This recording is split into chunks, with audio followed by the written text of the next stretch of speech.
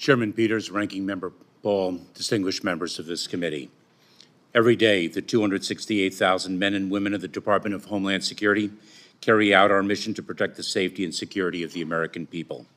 They protect our shores, harbors, skies, cyberspace, borders, and leaders. They stop fentanyl and other deadly drugs from entering our country. They lead the response to maritime emergencies. As we speak, they are engaged in the response to the tragic Francis Scott Key Bridge collapse in Baltimore. They help communities recover and rebuild after a natural disaster. They combat the scourges of human trafficking, forced labor, and online child sexual exploitation, and so much more.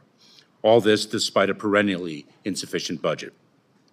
The dedicated public servants of DHS deserve full support, and the American people deserve the results a fully resourced DHS can deliver. The funding opportunities outlined in the President's fiscal year 2025 budget for DHS are critical to meeting both goals. I welcome the opportunity to discuss this proposed budget and highlight some of its key proposals with you today. When our department was founded in the wake of 9/11, the threat of foreign terrorism against high-visibility targets was our primary concern. That foreign threat persists, but now we also confront the terrorism-related threat of radicalized lone offenders and small groups already resident here in the United States.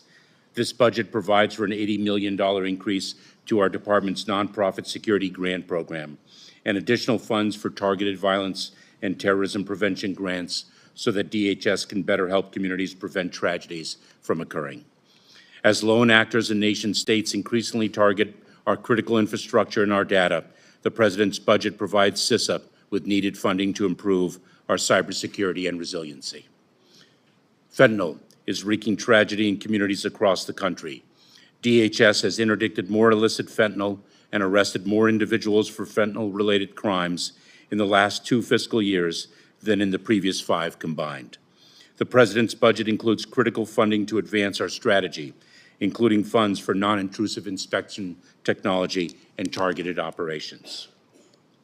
During a time when the world, including our hemisphere, is experiencing the greatest displacement of people since World War II, DHS has toughened our border enforcement and is maximizing our available resources and authorities. In the last 11 months, we have removed or returned more than 630,000 individuals who did not have a legal basis to stay, more than in every full fiscal year since 2013. The President's budget would further expand these efforts. It provides funds for hiring more enforcement personnel and bolstering refugee processing. Our immigration system, however, is fundamentally broken. Only Congress can fix it. Congress has not updated our immigration enforcement laws since 1996, 28 years ago. And only Congress can deliver on our need for more Border Patrol agents, asylum officers and immigration judges, facilities, and technology. Our administration worked closely with a bipartisan group of senators to reach agreement on a national security supplemental package, one that would make the system changes that are badly needed and give DHS the tools and resources needed to meet today's border security challenges. We remain ready to work with you to pass this tough, fair, bipartisan agreement. Finally, extreme weather continues to devastate communities. Last year, FEMA responded to more than 100 disasters. Our budget provides $22.7 billion to assist community leaders and help survivors in the aftermath of major disasters, and additional funds to invest in resilient strategies that will save lives and taxpayer money in the decades to come. Essential to our success across all mission sets is our department's ability to recruit and retain a world-class workforce. In addition to the frontline border workforce I mentioned, the President's budget includes $1.5 billion to maintain our commitment to fairly compensate the TSA workforce. The recently passed 2024 budget, though welcome and helpful to many of our operations, was enacted too late to implement an appreciable hiring surge. It reduced by 20% much-needed support for cities dealing with migrant-related challenges, and it cut critical research and development funding. I am eager to work with you to address these and other shortfalls in the weeks ahead, as I am eager to deliver the sustained funding, resources, and support that the extraordinarily talented and dedicated public servants of DHS need and deserve. Thank you, Mr. Chairman. Thank you, Secretary Mayorkas.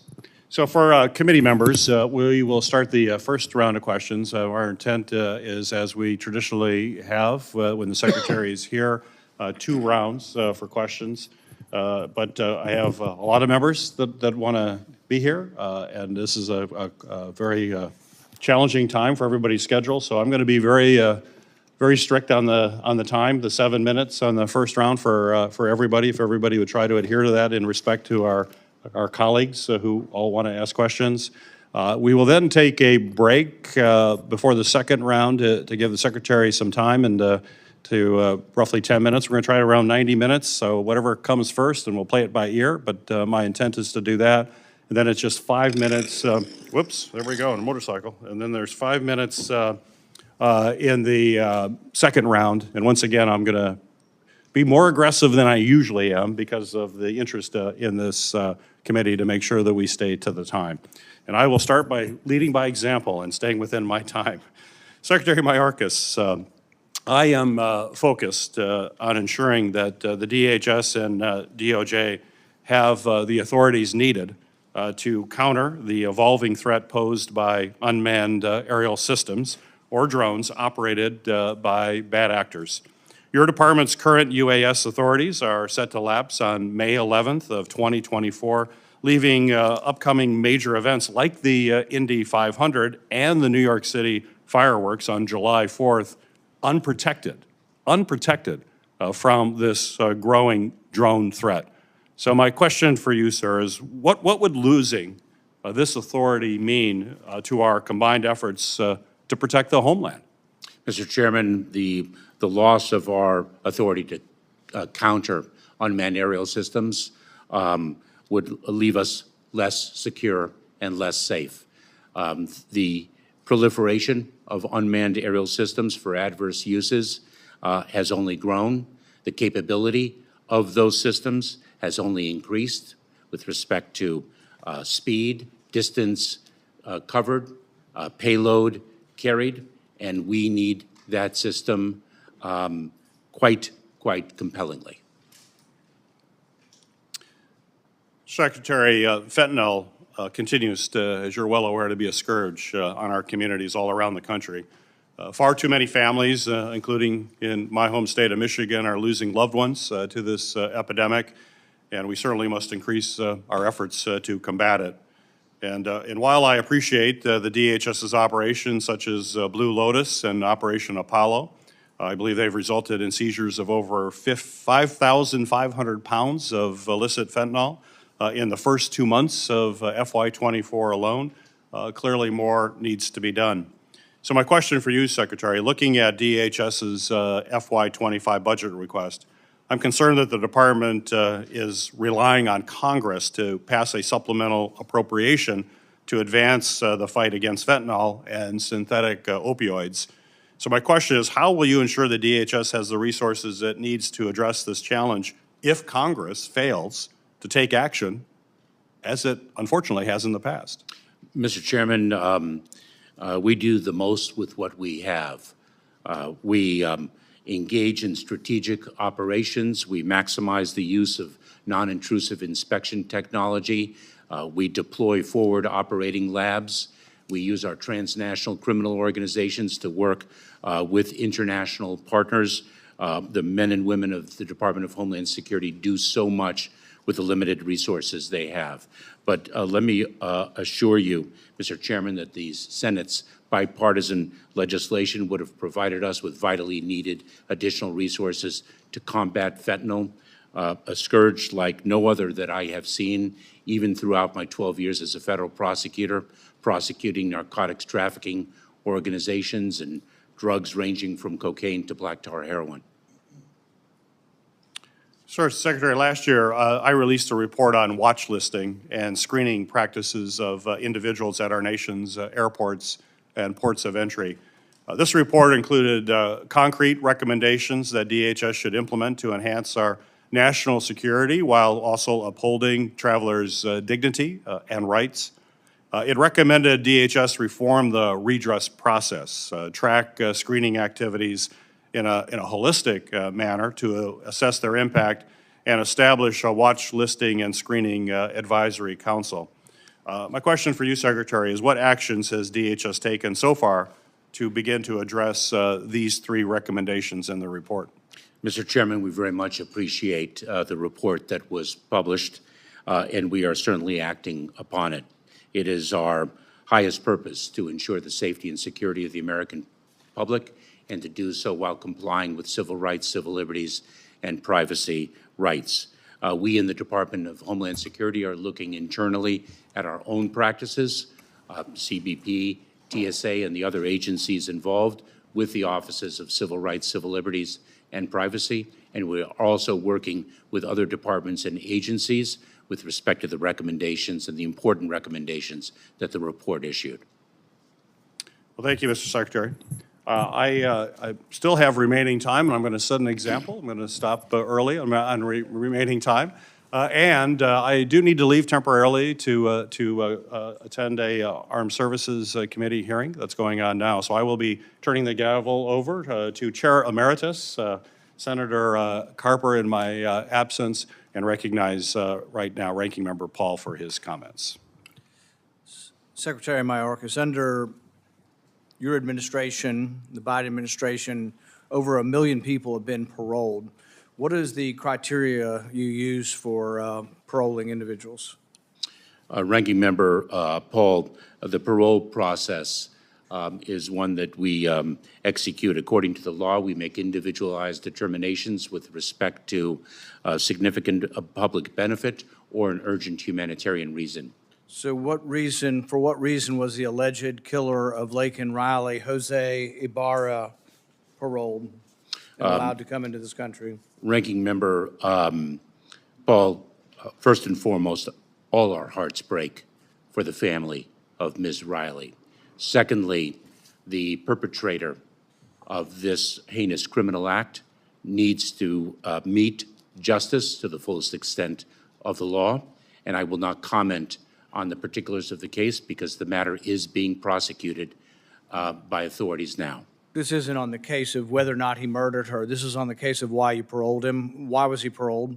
My same answer, Ranking Member Paul. You're refusing to answer the question? I have provided my answer, Ranking Member Paul. You're refusing to give any specifics about Jose Ibarra. Well, I have the documentation, and the document says that the subject, the person accused of killing Laken Riley, was paroled due to detention capacity. It was full. So is detention capacity statutorily allowed to be used as a reasoning for parole? Allow me to assure you that individuals who pose a public safety threat or national security are our highest priority for detention. The reality, not just with respect to this administration, but every administration that precedes me, is that the number of encounters has exceeded the number of detention beds available. The question is it statutorily, legally allowed to use the excuse that our camp is full? He was paroled due to detention capacity. Is that allowed under the law? Ranking Member Paul, my prior answer stands. Which means you're not going to answer the question. Are you pleading the Fifth Amendment? No, Ranking Member Paul, I've answered the question. No, you haven't. The question is very specific. You have testified previously, and you have testified today, that there are two reasons you can be paroled: urgent humanitarian need or significant public benefit. That's not the reason listed. The reason listed is parole due to detention capacity. Is parole due to detention capacity a lawful reason for paroling someone? Ranking Member Paul, there are different bases for parole.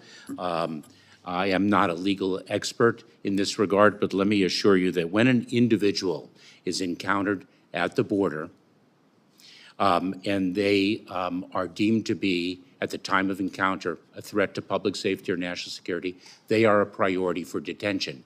If not, they receive a notice to appear and are placed in immigration enforcement proceedings. The number of individuals encountered at the border exceed the number of beds available in our detention facilities. That is not something specific to this administration. That is something that has been true. You might have more beds if they remained in Mexico.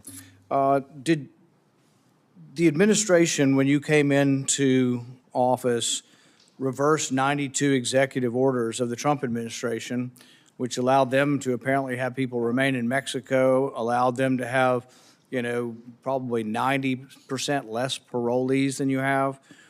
And so when you come to us and you say, oh, gosh, if we only had more legislation, we could do it, why don't you bring back the executive orders of Donald Trump that seem to be working? You immediately got rid of them for political purposes.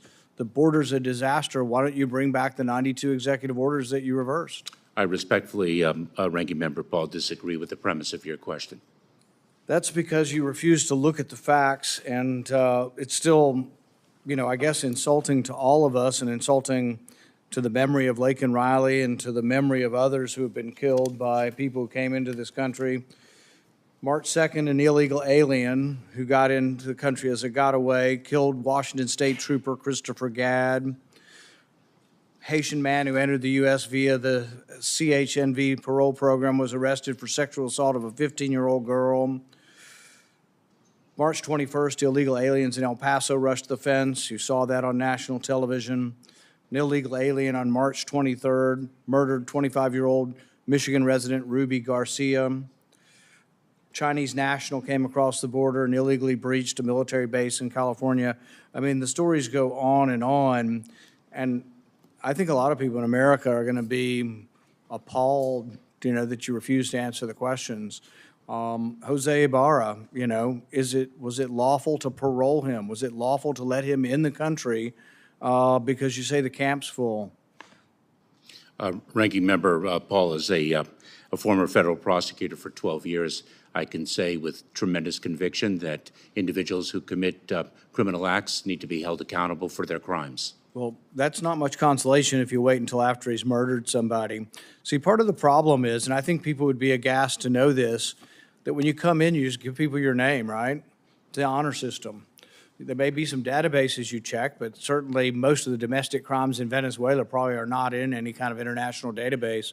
So if you waltz into the country through your generous parole programs and say, I'm John Smith from Venezuela, you have no way of ascertaining that, and you still let them go. So you say, well, we're going to make sure that they're not a violent criminal. You have no way. You look in some databases, maybe they're not in the database, but you have no way of even knowing if that's their name. Then you give them biometric, you give them, you give them fingerprints. Now they have a new name and fingerprints. They essentially have been given a new identity by your agency. I don't know. I'm just so sickened and sad by the families that have lost loved ones from this. I don't see real remorse. I don't see you're willing to answer the questions. I mean, if it were me, I would be so upset by this. I would be doing everything possible to make sure that another Jose Ibarra doesn't get in. But apparently you let his brother in, too, and his brother's got a rap sheet 10 times longer than Jose does. And so, I don't know. All I can express is disappointment and bewilderment that the Democrats let you get away with it. Mr. Secretary, welcome. It's good to see you. On behalf of most of us, I think, in this body, thank you for your service. You've taken on one of the toughest jobs of anybody in the government of our country. I'm a big believer in bipartisan solutions. My colleagues have heard me say it over and over again. Bipartisan solutions are lasting solutions. I believe that is true. And I'm not interested in having talking points or getting on television. I just want to solve problems. And this is one of the problems that I'm going to not run for re-election, as you may know, this year. And on January 3rd, 2025, I will be a free man. I'm not a free man in Paris, but a free man in Delaware. And I hope that we have dealt with these issues in a constructive way that will actually work. I just want to say, while Senator Langford is here, just my heartfelt thanks to him, to Senator Sinema, and also to Senator Chris Murphy. They spent literally not days, but weeks, maybe even longer, working with the administration and particularly with you to try to find a bipartisan solution that could, or a series of bipartisan solutions would help us address these issues. This is a shared responsibility. It's not all on the secretary of this department or even the people who work in this department. It's a shared responsibility. It's a shared responsibility between the executive branch and the legislative branch. I've been privileged to serve on this committee since it was first created, to lead this committee, and when we're at our best, we work together. We worked across party lines, and we need to do that in this case as well. Let me just ask if I can, Mr. Secretary, to think back on the last several weeks, months, as you worked in concert with the three of my colleagues that I've mentioned, three of our colleagues whose names I've mentioned. What are some of the, as we turn the page and say, well, let's actually try to solve this problem, address this issue, and then resolve it. What are some key lessons that should emerge for us from those negotiations? Senator Carper, the Senate negotiated bipartisan legislation would have been transformative. It would have been transformative in two primary regards. One is the provision of resources to the Department of Homeland Security and the other departments and agencies in the federal government that administer immigration law. It's not just additional Border Patrol agents and Office of Field Operations officers within U.S. Customs and Border Protection, but it's over 4,000 asylum officers, more immigration judges, as an example. In addition, and very importantly, it would have changed the system, the broken system, dramatically. One of the greatest infirmities of our current system is that it takes multiple years between the time of encounter and a final adjudication of an asylum case. The Senate negotiated bipartisan legislation would have taken that multi-year process that draws people to the United States, and it would have shrunk it to sometimes less than 90 days in duration. And that changes dramatically the risk calculation of intending migrants. It would have empowered us to use expedited removal, a speedier yet fair process for individuals not just in immigration detention, but for those outside of it as well. A transformative piece of legislation that was extremely tough, yet fair. Let me just thank you for that.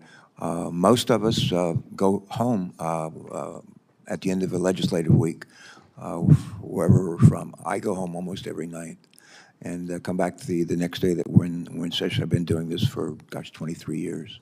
And I feel lucky to be that closely tied to my state. One of the things I do, I suspect our colleagues do as well, the days that we're not in session, I'm all over Delaware. We have only three counties. We have 1 million people, and we have a county day for each county during the week. And I visit businesses large and small. I visit schools, medical facilities, and so forth. But one of the questions I ask at these visits, I call them customer calls. I ask, how are you doing? I ask, how are we doing in Congress? And what can we do to help? And more and more I hear a constant refrain. Businesses, large and small, and other employers say, we just need somebody to come to work. That's what we need. And I would say, in terms of a shared responsibility, if we're really serious about helping to meet the workforce needs of employers, large and small, in our different states and communities, one of the things we could do is to pass bipartisan legislation dealing with workforce and with immigration. That would help us in a legal way provide a legal path for people to come and stay here for a while, not necessarily become citizens, but come here and work, and then meet the needs that I hear every week from our employers. One quick question, and I'll pass it to our next colleague. But can you just take a minute to please speak to the importance of not only funding the DHS budget request, but passing a bipartisan border deal so that the department can be properly resourced to carry out its border security missions? Could you please? With respect to the bipartisan The importance of not only funding the budget request, but passing a bipartisan border deal. As Senator, as I articulated before, it would add significant resources to our department that are significantly needed, not just at the border, but in the asylum process, so that we can adjudicate those cases more rapidly and remove individuals who do not qualify for relief within a shorter period of time. And that is has a dramatic impact on flows to the border. Good, thanks. And the last thing I would say before I turn it over to Senator Johnson is just a heartfelt thank you to your family. I can't imagine what it's been like for them to go through this literally the last 5-6 years, but thank you to all of them. With that, let me turn it over to Senator Johnson. Senator Johnson.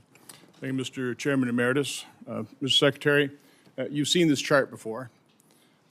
This chart not only shows just the undeniable reality of the catastrophe of your open border policy, but it also shows cause and effect. You know, dating back to 2012, the unlawful deferred action on childhood arrivals, that's what sparked all the subsequent crises. But I want to focus in the crisis that President Trump faced because of DACA, because of the reinterpretation of the Flores settlement.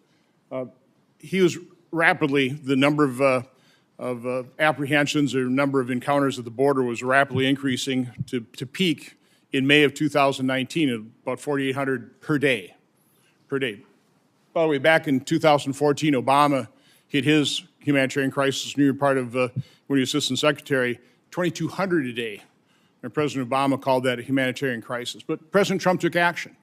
He used the existing authority, although weakened by the Flores settlement reinterpretation, he used that authority and he secured the border.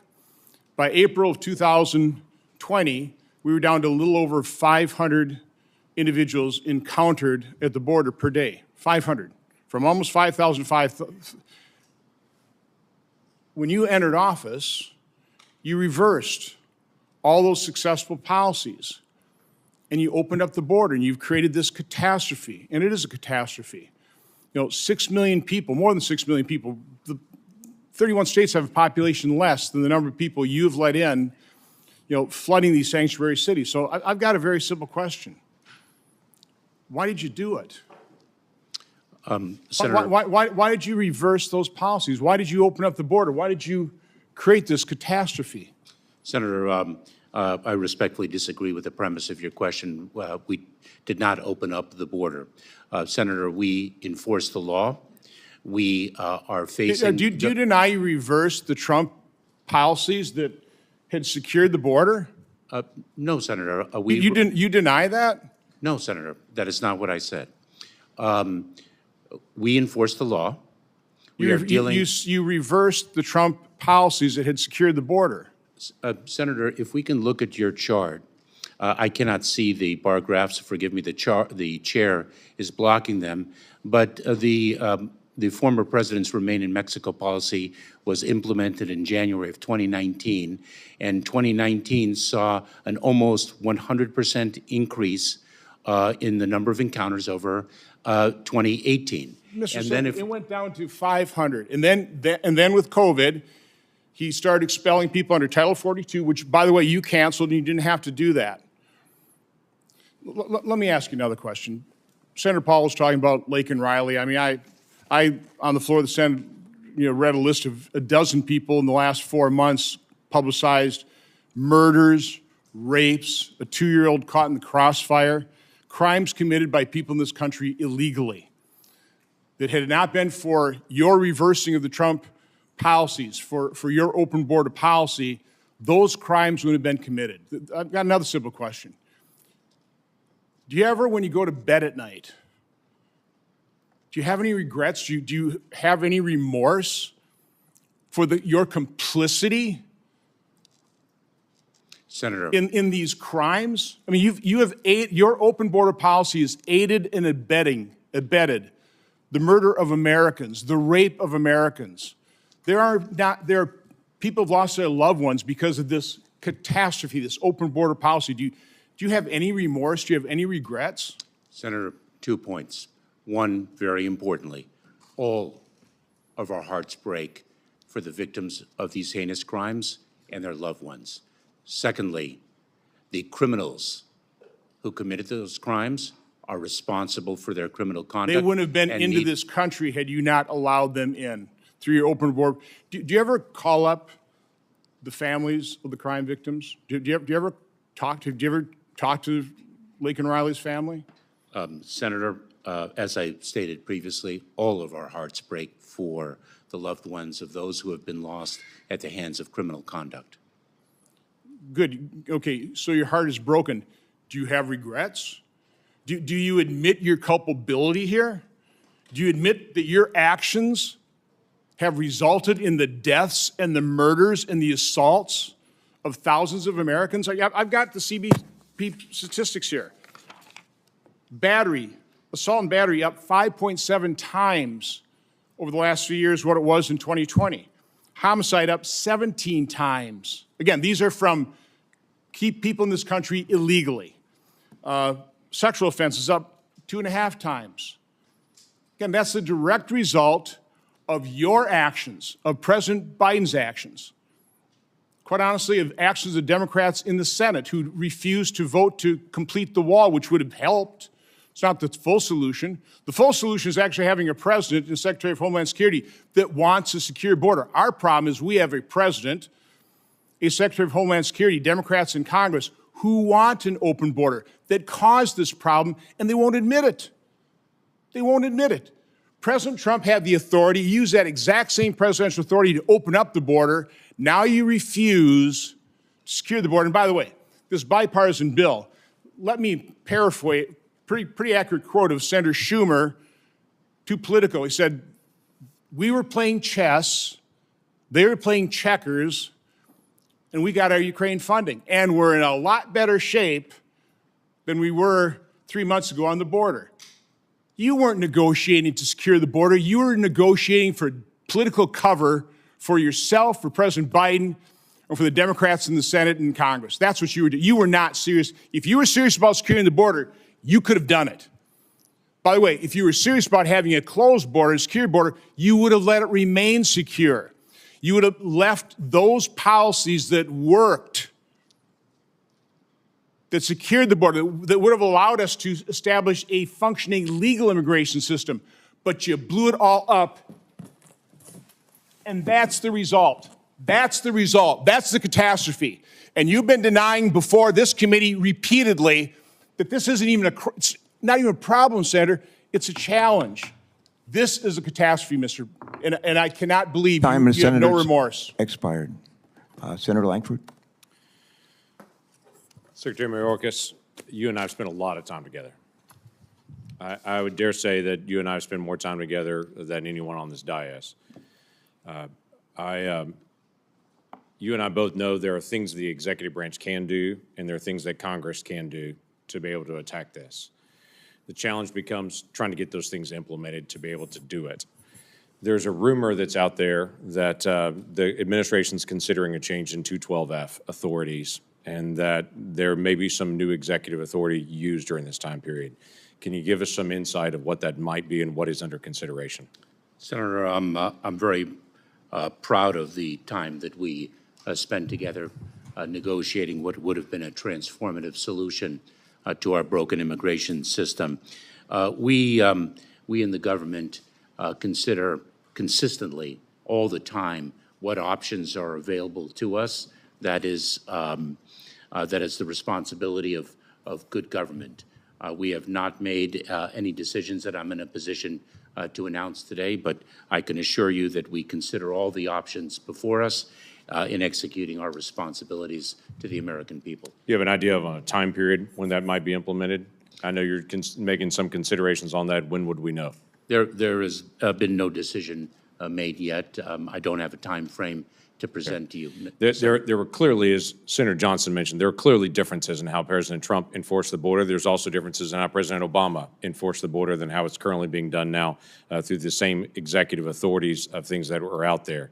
The negotiated agreements with Guatemala, Honduras, and El Salvador at the time that President Trump had achieved, we don't have that same kind of agreement with them. I've had some Guatemalan leaders that have reached out to me and said, We want to reestablish some of those same type of agreements that are there to be able to get that. We don't have some of the same enforcement mechanisms. I know the court stepped back in and said the Remain in Mexico, the MPP, we've got to be able to reinstitute. The facility was changed on it, but the enforcement is different. There are differences that are there. I think what needs to be done here is President Biden, DHS, to use all the levers that you have to be able to enforce the border, as President Obama did and as President Trump did. This Congress also has a responsibility as well. What we had negotiated together was doubling the number of deportation flights, dramatically increasing the number of detention beds, increasing agents, increasing officers, increasing the number of immigration judges, increasing asylum officers, changing the definition of asylum so that there's a more rapid turnaround in that process, changing the process for expedited removal so that you're not hamstrung with some of the court decisions that have been made in the past. All of those things were dramatic changes that Congress needs to do. So I've been hard on members here to say we've got work that we've got to do, but you and I have had frank conversations as well to be able to say there are things that the administration can do. I encourage State Department to be more focused on recalcitrant countries and turning people around. I encourage Department of Justice to be more clear on enforcement of things that they're not doing either right now.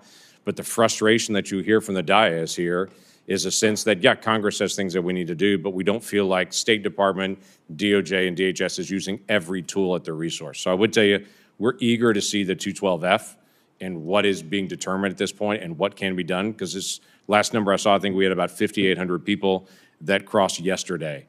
And so obviously that's an intolerable number for everybody on it. If I can ask a quick question as well, you and I have talked several times about special interest aliens. This is a different group out there that's been difficult to get information about. It's a group that DHS has defined for a while as folks with a potential for a national security risk. We understand there are thousands of individuals that have been designated as a special interest alien, but we can't get any information on it. This committee that has the oversight has had one briefing on it, and it was last year. That was a bipartisan briefing, and Senator Sinema and I worked for months to be able to get that one classified briefing on it. Since that briefing time, we've asked for follow-up, and we've gotten nothing on it to get details. How many special interest aliens? Where are they coming from? What are the details on those? These are folks that your team has identified as a potential national security risk. We don't know how they're being handled, but it is our understanding thousands of them are being released. Can you give us any clarity on that, and can you give us a time that we'll be able to get access to that information about those folks? Senator, I'm very disappointed to hear that you feel that we haven't provided you with the information you've requested with respect to special interest aliens. I will work with my team to ensure a briefing of those of you who are interested in this very important subject in an appropriate setting. Great. We have followed up. I have a list here of the number of requests. We've had 6 formal requests to your office just this calendar year, and every time we've not received an answer to it. So we absolutely need more information about this, because that's a very special concern to us to try to figure out how do we actually get that resolved. On the budget request that's coming out, when you and I worked on the supplemental piece, we included funding for 50,000 detention beds and for deportation flights to be dramatically increased. Part of the issue was, obviously, if we're releasing people, especially single adults, it just increases the number of people that are coming. If we don't turn people around, there are immediate consequences, then more people just come because there's a delayed consequence, which is really no consequence. So my question is, in the budget request, we're to 34,000 beds for budget request. Why that number when we know we could get up to 50,000, or at least to 40,000 we could get up to? Why a lower number in a budget request rather than the number that you know you need? Senator, you know, the budget is, of course, presented under the context of the Fiscal Responsibility Act. Our 2025 budget was presented before the 2024 budget was enacted. We fully support the 41,500 detention beds that were presented in the fiscal year 2024 budget. I continue to believe that in the context of the Senate's bipartisan legislation, the 50 or 55,000 beds was an advancement in our efforts, and we look forward to working with this committee and Congress on funding the detention beds that are needed. I hope that's so. We've got to be able to get that resolved. That's a serious issue that only Congress can resolve, but we've got to be able to implement. We need the White House to also make the request on it. One last thing I'll just ask for the record, if you don't mind, Mr. Chairman, on this. DHS Ombudsman for Citizenship and Immigration Services found this statement: the parole programs that are currently being used at our southern border that are allowing more people to come in, the parole programs require diverting funding and employee resources within USCIS from other immigration programs. We've experienced this in our office. It's become harder for legal immigration, and the Ombudsman is saying it's because some of these resources are being funneled to the border processing parole there. Love to have a statement back from your office in writing on if that's true, what's being done to be able to change it. If it's not true, why is that not true? Thank you, Senator Langford, and I appreciate trying to stay on that timeline. I appreciate that. For those of you who weren't here, we have our colleagues are all trying to. Everybody wants to ask questions. Everybody is scheduling tightly, so if you try to stay to your time, I would appreciate that. Senator Romney, you're recognized for your questions. Thank you, Mr. Chairman. Mr. Secretary, in the last 3 1/3 years, during your term, there have been more illegal aliens released into the country than under the 4 prior presidents combined.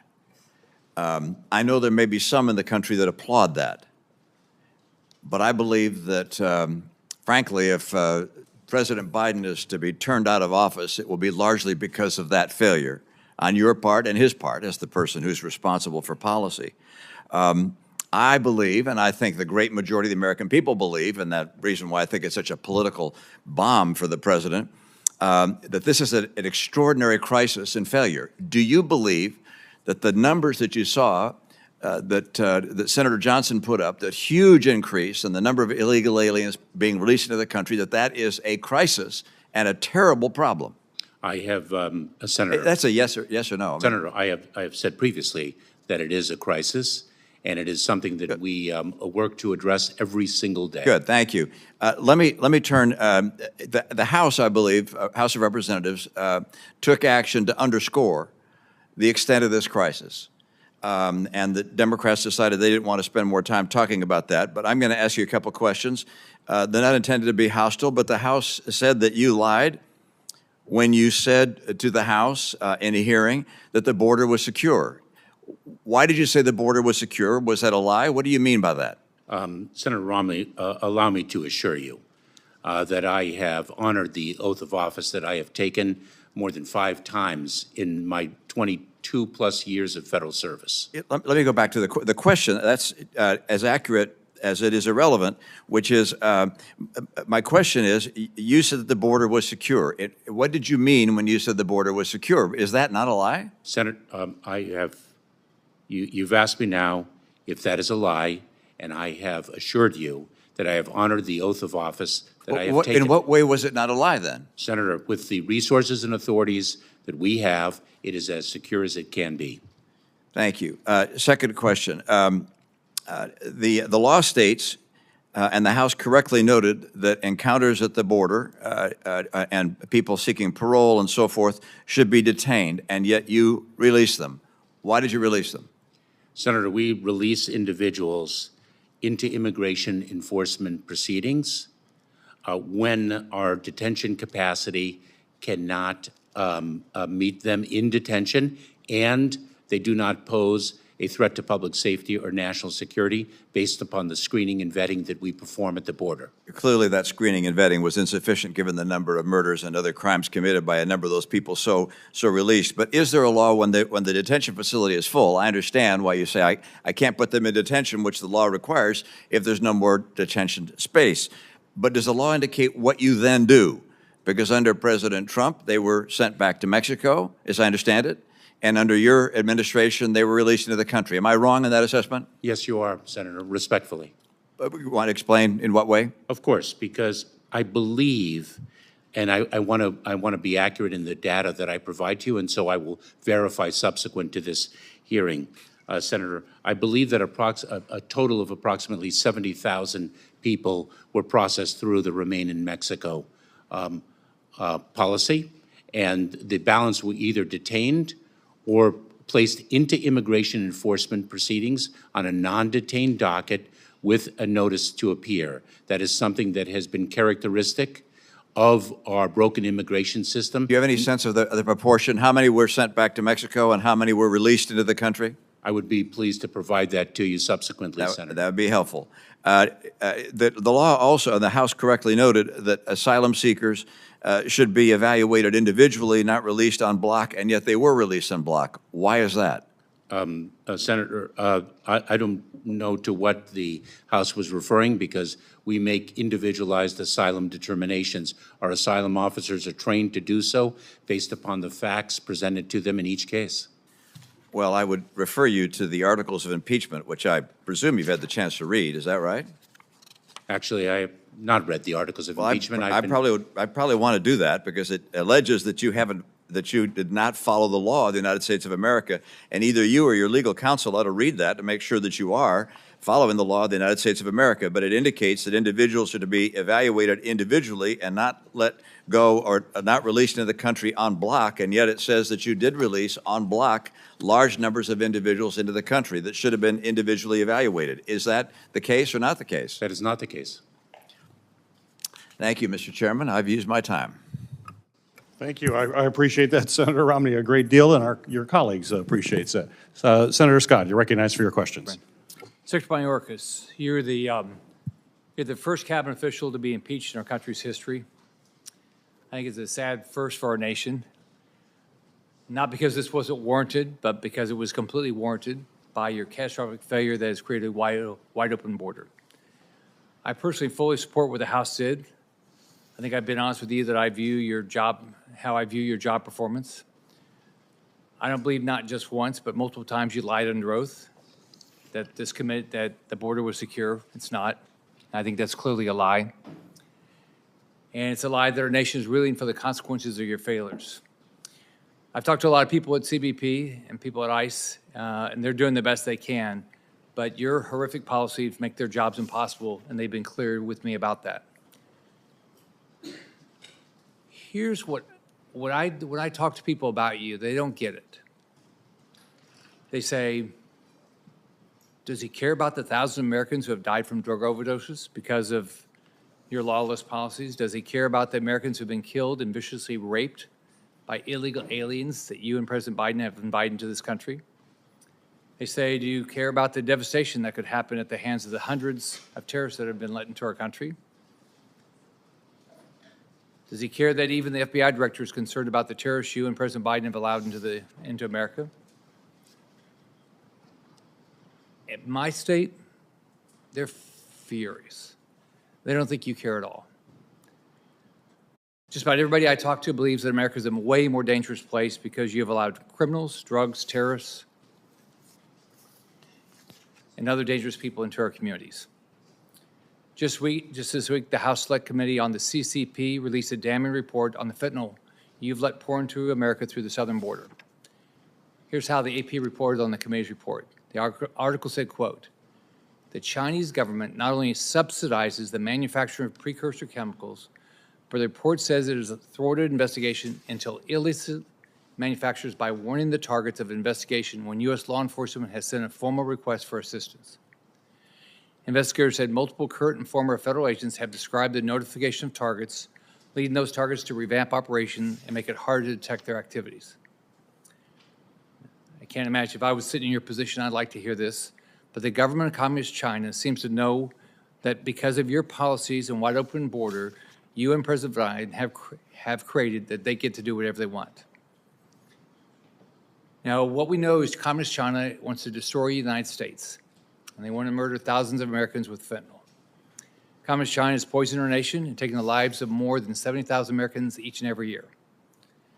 I assume you know this, but I personally can't say anything that shows that you care about it.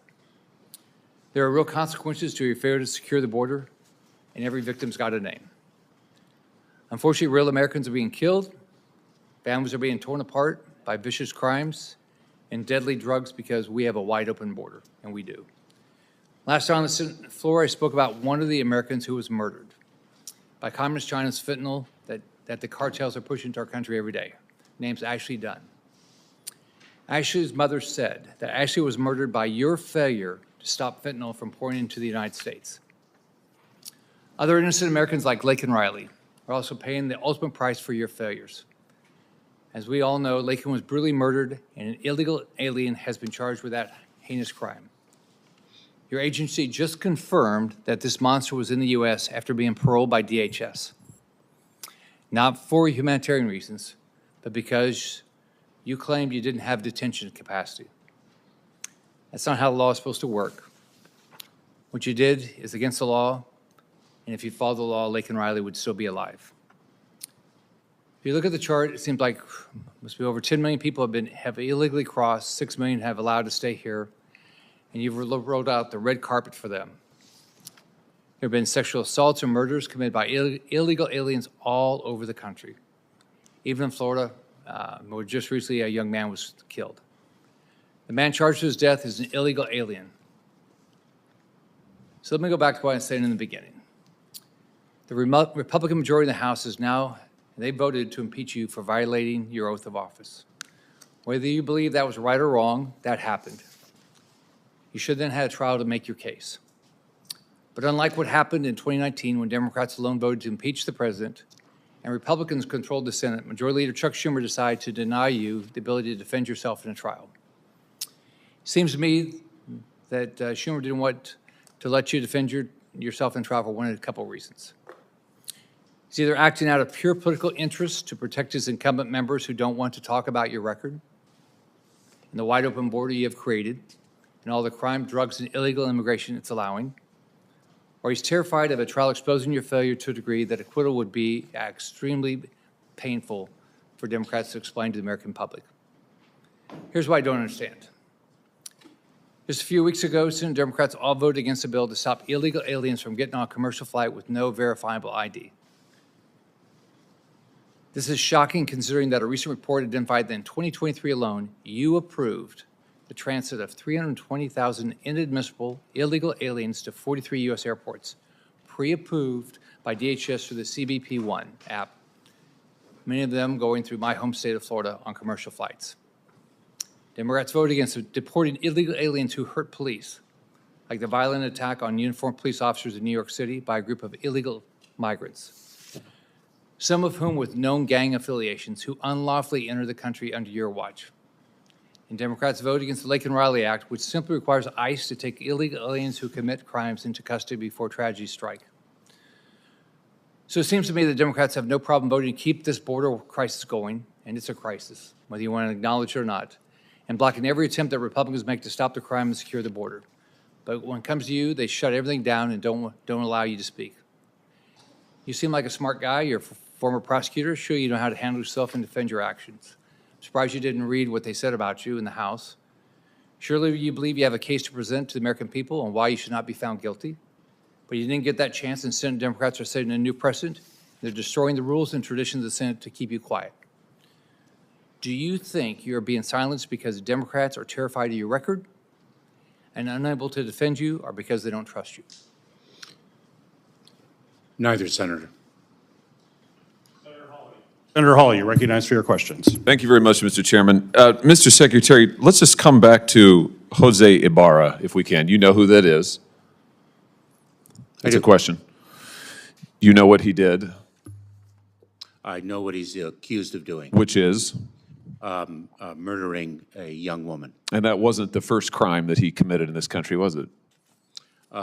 Senator, as I've articulated previously, I'm not going to speak about the facts of the case because there is an ongoing criminal investigation. Have you read his parole file? Senator, same answer.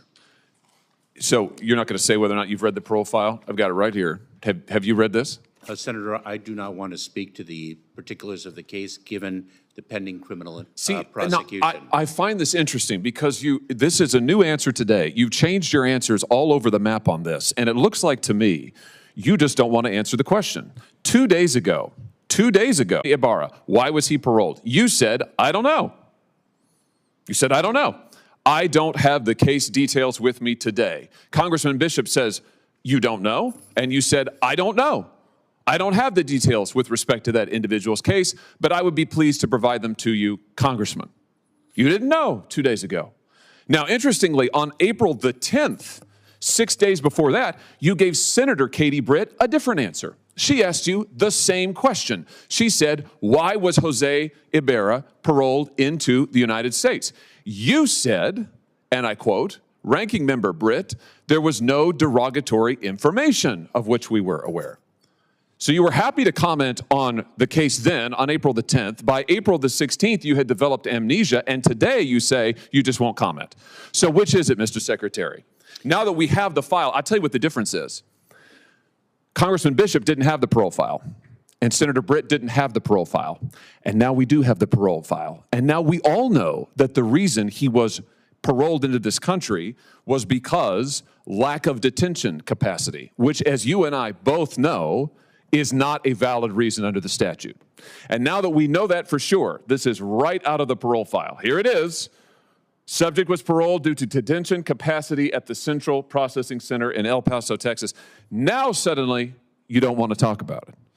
This is extraordinary. It's also a pattern with you. So let me just try one more time. Have you read the parole file? Senator, I'm going to give the same answer, and let me say it. Well, which one? Are you going to give me the answer you gave to Senator Britt? Are you going to give the answer you gave to Congressman Bishop, or the answer you gave to Senator Paul, or do you want to try a fourth one? Senator, I will not speak to the particulars of the case, given the pending criminal prosecution. Yeah, well, I'm sure. Well, you certainly, of course you don't want to, because it is an absolutely damning indictment of your policies. Let's just review Jose Ibarra, and how he came to be here. On September the 8th, 2022, he was encountered by United States Border Patrol in El Paso, Texas, and was paroled into the United States due to lack of detention capacity. A provision, a proviso, a rule that is not permitted under the statute. You and I both know you know this. You knew it when you were talking to Congressman Bishop. You knew it when you were testifying to Senator Britt, and you know it today. You just never wanted to cop to it, because the statute doesn't permit it. And so you lied to Congressman Bishop, and you lied to Senator Britt. And now you are hiding behind the ongoing prosecution excuse, because it's the last one left to you, because you testified falsely under oath. Then on July 19th, 2023, Ibarra reports for a biometric appointment and was fingerprinted. This is now in New York. The results come back and indicate he has a criminal history. So he's in this country, he has a criminal history. September 14th, he is arrested in New York by NYPD for what? Injuring a child. September 14th, 2023, he is arrested for injuring a child. What happens? The offense was never prosecuted, and the arrest was expunged. I'm reading right out of the parole file. Expunged. Nothing is done to this guy. He had a criminal record to start with. He's in the country on illegal grounds. You have falsely and illegally allowed him in. He commits a crime against a child. He's not prosecuted. It's expunged. In November, get this, in November, Ibarra files an application for employment authorization. And unbelievably, on December the 9th, 2023, it's approved. So this is your policies in action, Mr. Secretary. A criminal is permitted into this country on grounds flatly not permitted, flatly contradictory to the statute. He commits a crime against a child, and then he gets a work permit. He gets a work permit. You want to know why all of the jobs in the last 2 or 3 years have gone to illegal migrants?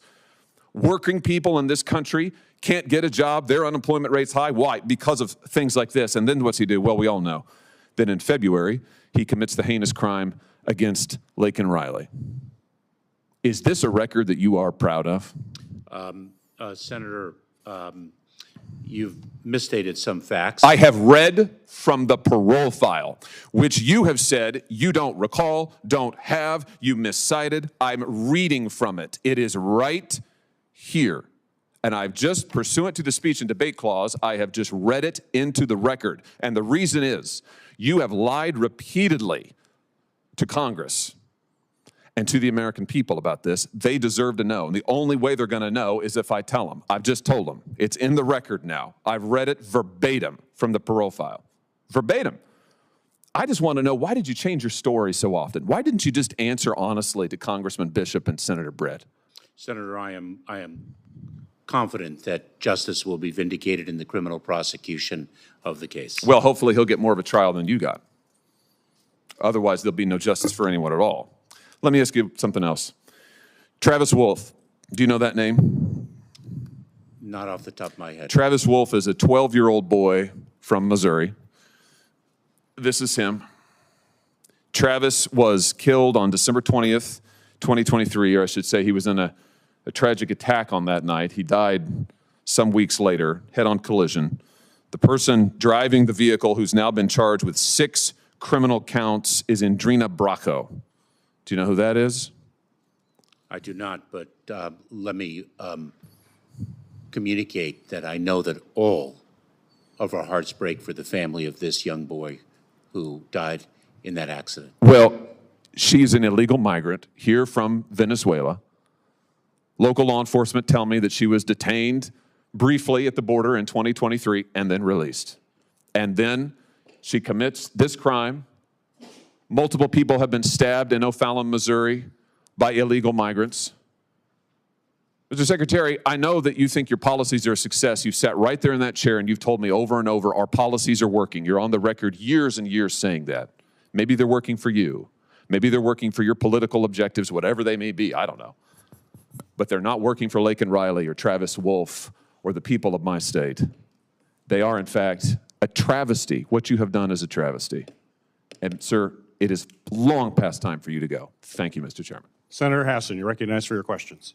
Well, thank you, Chairman Peters and Ranking Member Paul, for this hearing. Thank you, Mr. Secretary, for coming before the committee today.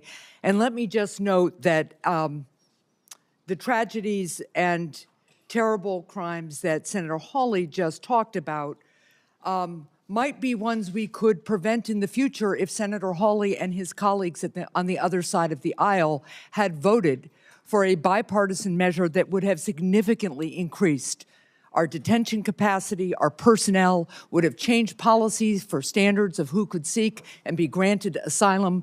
But as the chair noted at the beginning of this hearing, there are people, it appears, who are more interested in throwing rocks than solving problems. So I appreciate the hard work that you did, Mr. Secretary, and your team did to try to help us broker that bipartisan deal that would have improved our capacity to secure the border.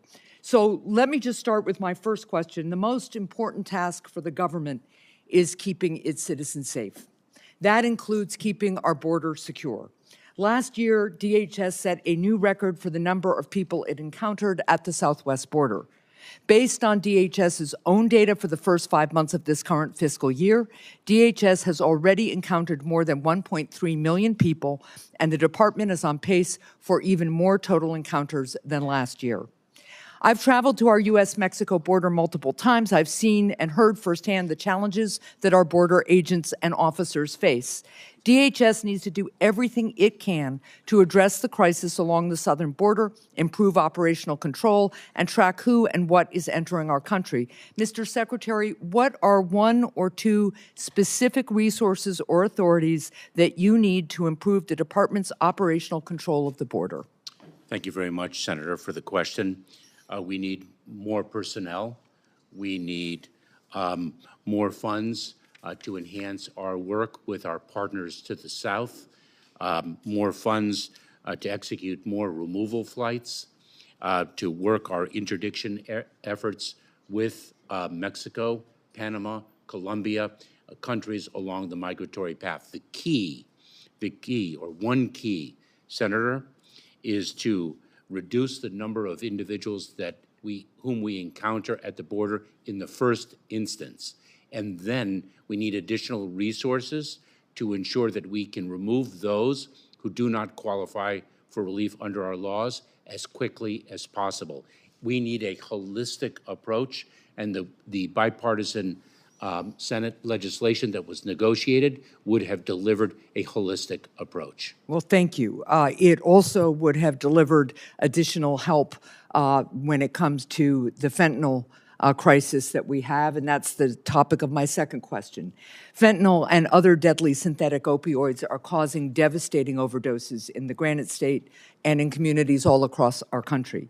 Due to the strength of synthetic opioids, criminal organizations are able to smuggle fentanyl in smaller and smaller quantities, which makes it far harder to detect and interdict. What additional equipment and resources does DHS need to detect fentanyl that cartels smuggle into our country, including in smaller and more difficult to detect packages? Senator, the majority of the fentanyl smuggled into our country is smuggled in passenger vehicles and commercial trucks through our ports of entry. What we need there is funding for non-intrusive inspection technology and additional funding for more personnel. That is with respect to the ports of entry. Those are two examples of what is needed. With respect to the small quantities, we need additional personnel because there is a de minimis exemption under the law with respect to small parcels, and I have visited our mail facilities, for example, in Kennedy International Airport, where we see dangerous narcotics smuggled into the country. We need personnel and technology to enhance our capabilities there. Those are just some of the examples. Well, thank you.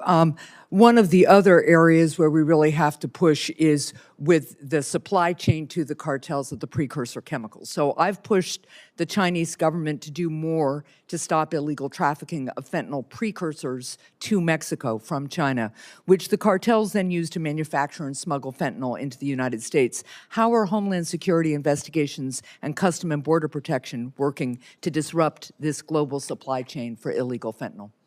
If I may say, just a few predicate things, Senator. We are focused every single day on the fight against fentanyl, which is the most dangerous drug that I have seen in my 22 years of public service, and I prosecuted black tar heroin traffickers. The mortality rate, the fatality that fentanyl causes is unprecedented. And we fight every day against this scourge. It is a scourge that is not 1, 2, or 3 years in the making. This has been many, many years. In fact, and I believe it is in 2020 that 57,000 deaths at the hands of the deadly fentanyl occurred. Just a couple months ago, I met with my counterpart from the People's Republic of China to confront the issue of the precursor chemicals and the equipment used to manufacture fentanyl emanating from the People's Republic of China. And we are seeking to tackle that challenge in a very difficult relationship, but we are very focused on the scourge of fentanyl from all perspectives. Thank you. I will follow up with you on that a little bit more, but I have one final question. I want to ask about the department's efforts to assess two growing terrorist threats to the homeland. ISIS-K's horrific attack on a Russian concert hall in March demonstrated that it has grown its operational capabilities to strike anywhere in the world. Last year, General Michael Kurilla, commander of CENTCOM, predicted that ISIS-K would be able to attack the U.S. and Western interests in as little as 6 months and with little to no warning. That is his quote. DHS and its partners need to be alert and prepared for ISIS-K. Separately, we also witnessed Iran launch an unprecedented direct attack on Israel last weekend.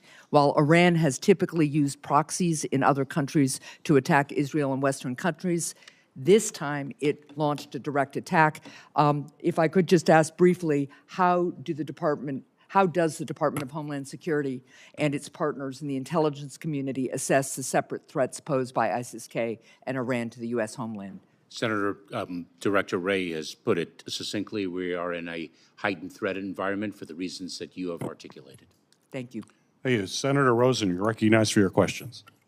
Well, thank you, Chairman Peters, for holding this hearing, and thank you for being here, Secretary Mayorkas, and for testifying before the committee today. I'm going to build on what Senator Hassan was talking about combating fentanyl at the border, because in January I did visit the southern border again and spoke directly with law enforcement personnel about the work that they do to stop the flow of illicit drugs into our country and halting the flow of deadly substances like fentanyl. It's one of my top priorities, your top priorities. I think it's everybody's top priority. And I've been proud to work across the aisle to pass common sense, bipartisan legislation to keep our communities safe. And just last month, I'm proud to say President Biden signed into law the End Fentanyl Act, which I introduced with Senator Scott on this committee, Rick Scott, and Senator Hassan. The new law is going to help us crack down on drug smuggling by requiring CBP to update its guidance for drug seizures at least once every 3 years and be sure it's up to date on all our new substances.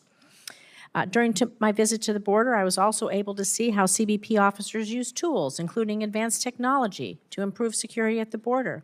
However, I was extremely concerned to see a recent report of many of the high-tech scanners that we've provided CBP officers to identify and stop the fentanyls coming in through vehicles, right? They're sitting unused in warehouses. And that's because Congress hasn't provided the funding to install them.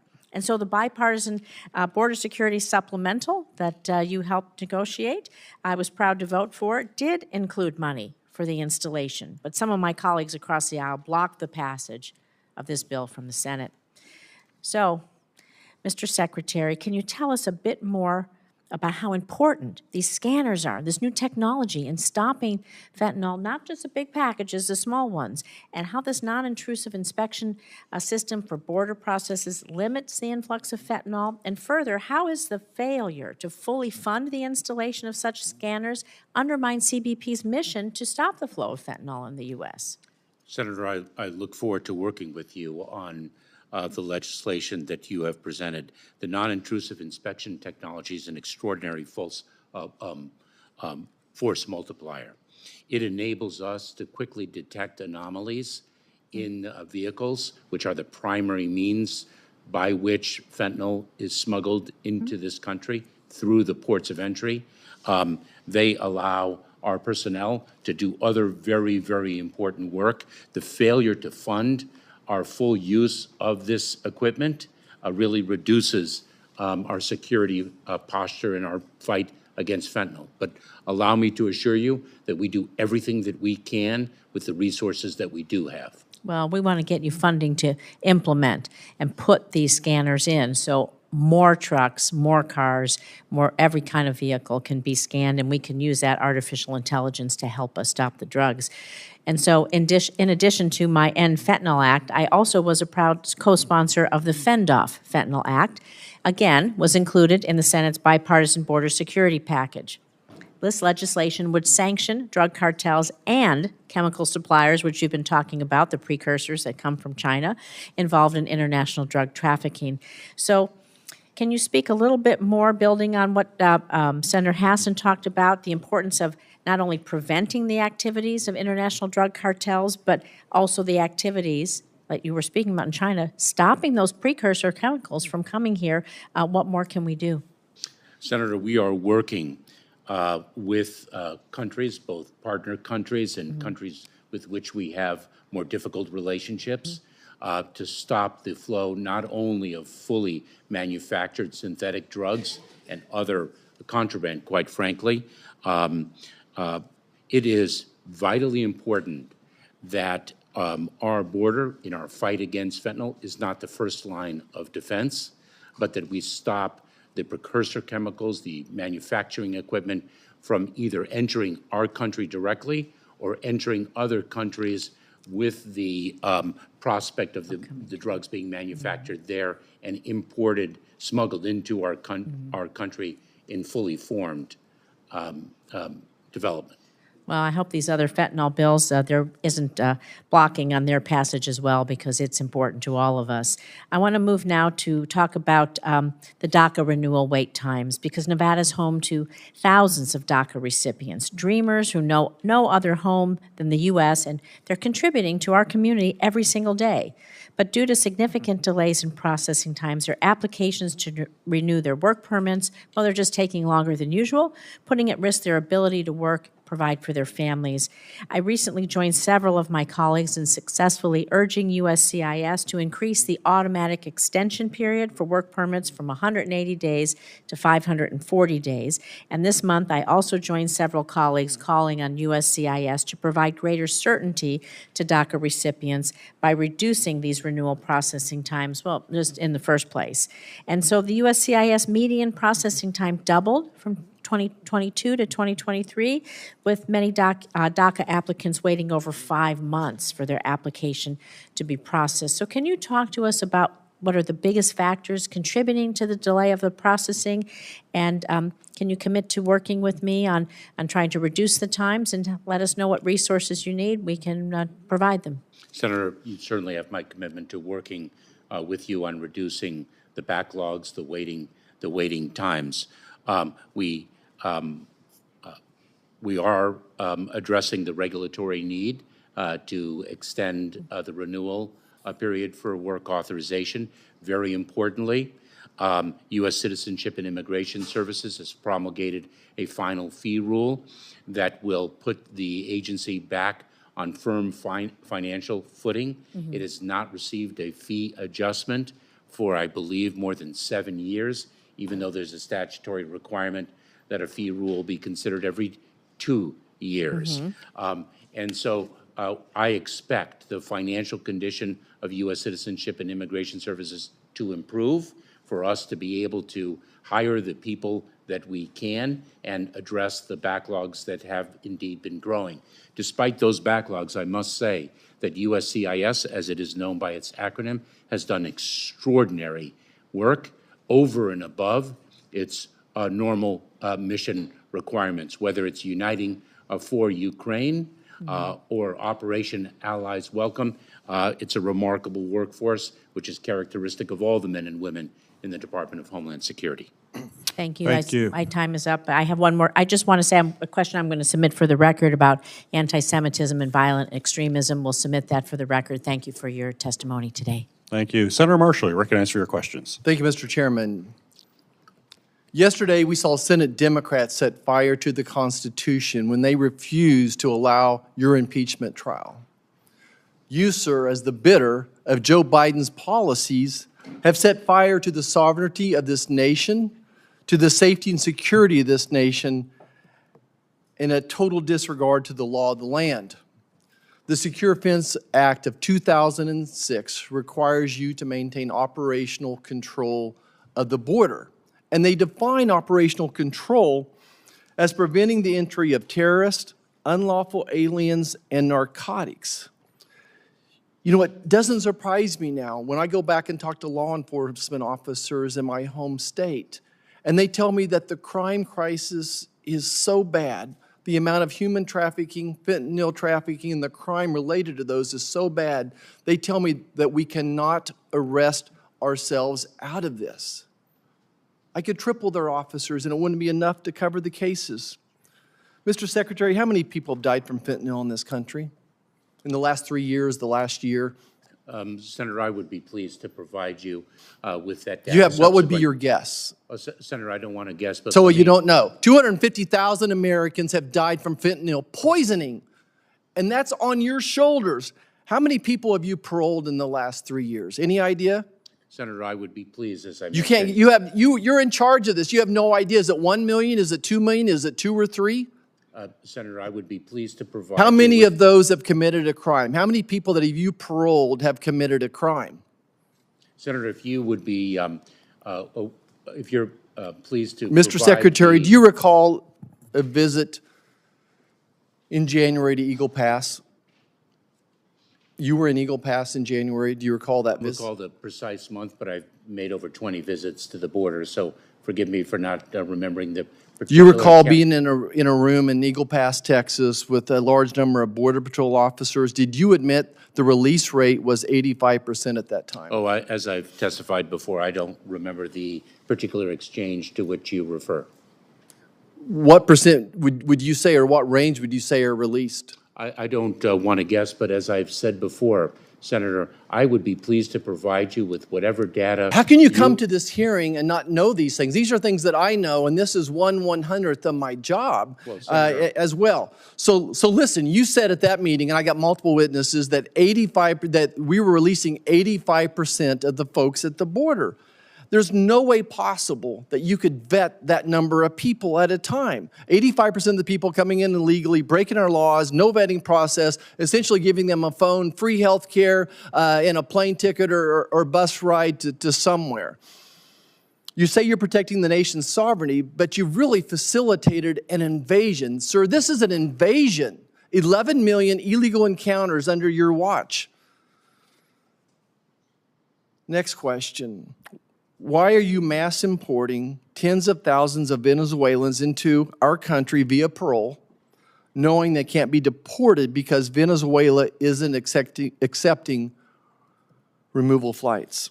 We are not doing that, Senator. You're not paroling tens of thousands of Venezuelans into this country. Senator, your question was broader than that. The way you framed your question, we are not doing that which you asked. Are you importing tens of thousands of Venezuelans into this country? The term importation is incorrect. We have a Cuban, Haitian, Nicaraguan, Venezuelan parole program for those Venezuelans who are paroled and who do not have a basis to remain. So why are you paroling them knowing that Venezuela won't take return flights? So that is false. We have, in fact, negotiated in the past removal flights to Venezuela. Those are suspended right now. We also remove Venezuelans to Mexico, for example. So an individual who does So why do you say it's not correct when it's been suspended? That's why Americans don't trust you. That's why Americans don't trust the government anymore, is because you're setting up, you're twisting the truth, giving incomplete answers. This is really a de facto amnesty orchestrated by your administration. There's a reason why Venezuelans won't take them back. Next question. It's my understanding that we have technology deployed that helps track the number of gotaways that have unlawfully crossed our borders and evaded capture by our border patrols. Is that correct? We do have technology that is a force multiplier for our personnel. Okay. Again, under oath today, I'm asking you, has this technology been operational since you took the post? I would like to get back to you if there's any deficit in its operational capability. Senator, I'd be pleased to get back to you on that. Has the system ever gone down under your tenure? I'd be very pleased to provide you with that subsequent to this hearing. How could you not know that? How could you not know what type of, is it been down once or twice? Has it been down for weeks at a time, months at a time? Any just range or thought that you could give us? Do you keep track of it in any way, shape, or form? Senator, we deploy so many different technologies across the expanse of our department, which consists of 268,000 people. If a technology goes down for a short period of time, I may not have visibility of that. I'm the secretary of the department. Do you think it's been down for a significant amount of time or an insignificant amount of time? Senator, as I've previously said, I would be pleased to provide you with the information you request subsequent to this hearing. I will look into it. How can you keep track of the gotaways if you have no program in place that tells us when this is working or not working? I'm sorry. Senator, can you repeat your question? Yeah, how can you tell how many gotaways you're reporting if you don't know when this technology is working or not working? In other words, how do we know that the 2 million known gotaways is a good number? Senator, the individuals on the ground in U.S. Customs and Border Protection have visibility of the operational capability of the equipment they use. They oversee counting the number of individuals who evade detection to the best. But you rely on technology to observe those as well, and you don't know if your technology is working or not working. Senator, I believe I've answered the question. No, you've not. You've said you don't know. The answer you've given is you do not know. You don't know much of any of the answers to the questions we're asking you. This is why we need an impeachment trial. This is why Americans are demanding an impeachment trial. I yield back. Over the 90 minutes here, but I have one senator, there perhaps another one. Then we'll give you a full 10-minute break if, with your indulgence, so we can get through this first round. Senator Butler, you're recognized for your questions. Thank you, Mr. Chair, and thank you to you and the ranking member for the hearing today. Thank you, Secretary Mayorkas, for joining. It's interesting, the nature of my colleagues' energy and attention when that same energy and attention seemed to lapse when there was an opportunity to do something to provide the kinds of supports, resources, and technologies that were requested, negotiated in a bipartisan way. And so I find that energy just interesting. Nothing for you to respond to, just a note for myself. I do appreciate that this is a hearing about the resources that you need and the authorities required to execute such an expansive role that you are performing on behalf of the United States of America. Let me just, one, appreciate your work and your team's work relative to last week's announcement in the applications and the competitive grant process for shelter services at our borders. I was recently in San Diego and our San Diego ports of entry talking with the incredible men and women who are doing this work every single day, who don't get enough credit for the difficulty and challenges that they are facing. And your office and your team worked with us to make sure that that application and grant process was competitive. And so I just wanted to appreciate you for some of the work that you're doing in the context of the request of the president's budget and the work that your team is doing relative to SSP. It seems as if there's a little bit of a disconnect that I wanted to ask you to talk to me about. FEMA requested $130 million for SSP in FY25, yet Homeland Security has acknowledged that the demand already exceeds the $650 million that has been appropriated in fiscal year 24. Why is the SSP budget request so low compared to previous years? Senator, thank you for recognizing the extraordinary work of the men and women of the Department of Homeland Security.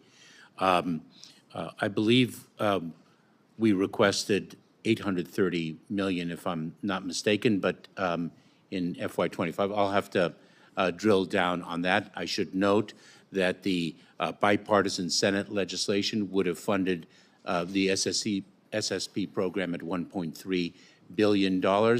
We make very difficult trade-offs in the context of the Fiscal Responsibility Act. There is no question that the demand for funds exceeds the amount of funds we have been provided, and that is why we are so careful in the allocation of resources. We issued our first tranche under the SSP, or we announced the issuance of that first tranche, and our next tranche will be under a competitive process. Thank you, sir. And we'll look forward to just following up. It could be a simple error on our part, but we look forward to staying in touch about it. One other piece that I wanted to call just to your attention is just another hat in which you are a component of the hat that you wear on behalf of our country.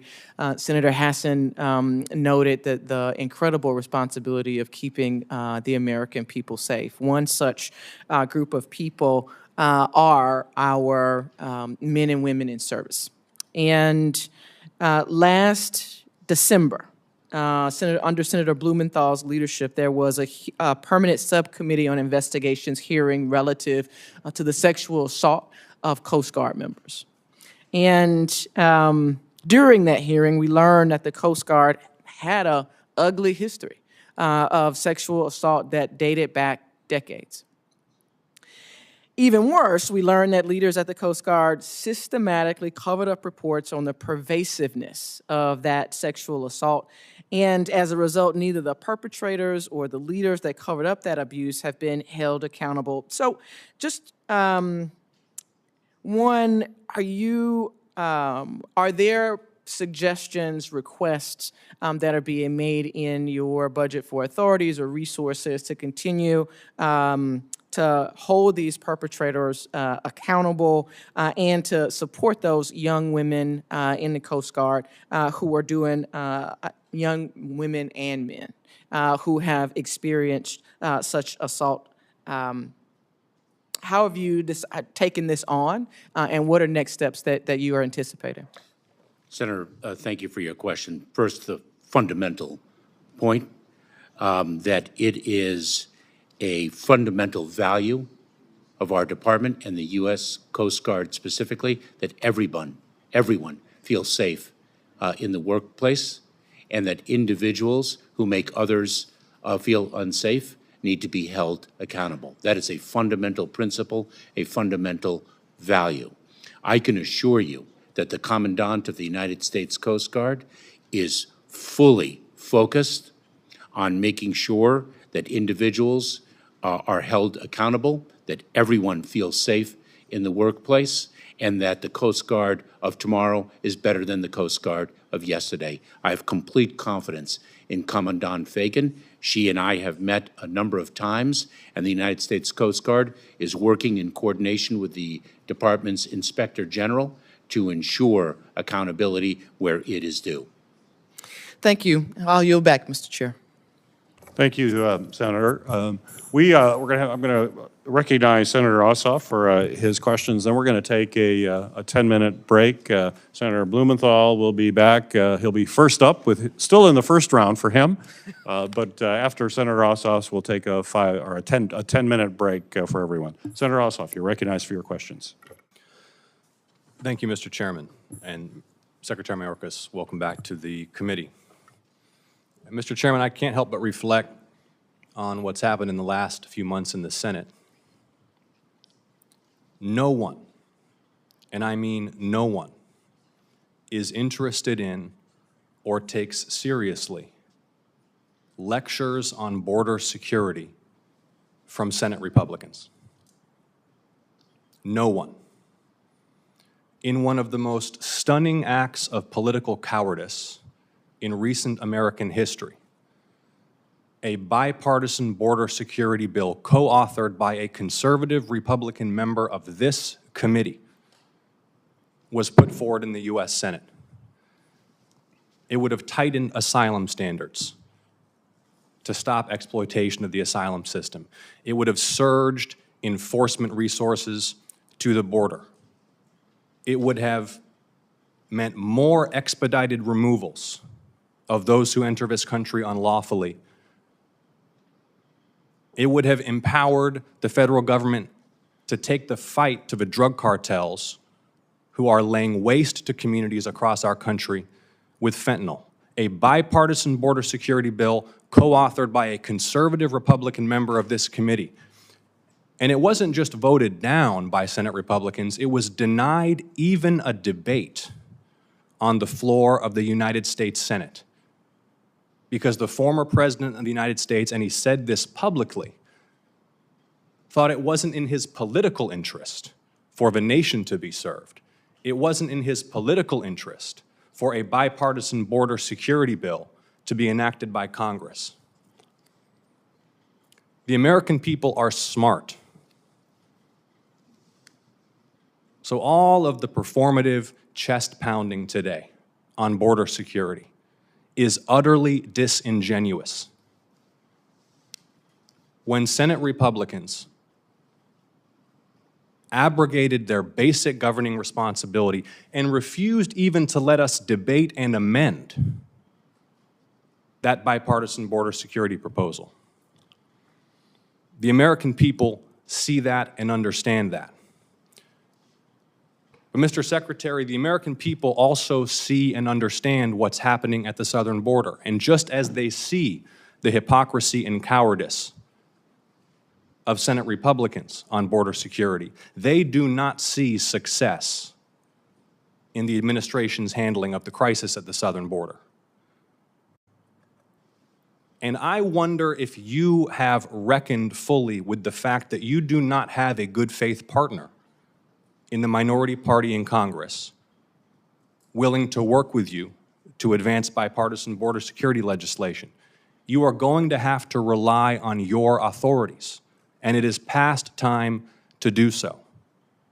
So to the extent you have additional legal authorities that you can responsibly deploy to control this unacceptable crisis at the southern border that threatens our national security, it is long past time to do so. And that brings me to the budget request, because I can't understand this, Mr. Secretary.